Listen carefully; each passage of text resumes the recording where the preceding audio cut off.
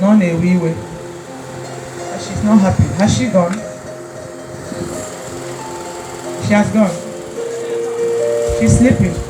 Allow her to sleep. Okay.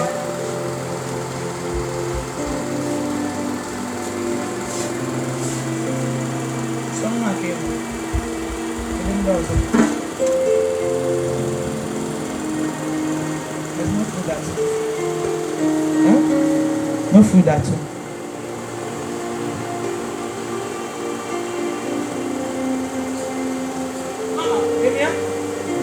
It has not been easy. Huh? All the while she was here. When I look at her, tears coming. I see her was wiping your tears. Amen. If a feature here,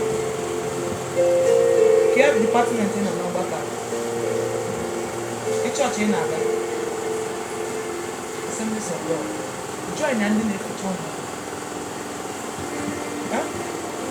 you know, all one has a column maga. Look for more. Now, if ever the kitchen to be while cleaning the house of God. Amen. Okoluku somehow, Nancy. Yes. Okoluku somehow. Go and do it before the end of a month, going to 2 months. You will see the hand of God. Amen. These children, you will train them, they will grow with you. Amen. No matter what may have happened in the family,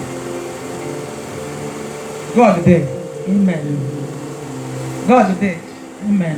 A woman gave birth to 5 girls in our Enugu place. After giving birth to 5 girls.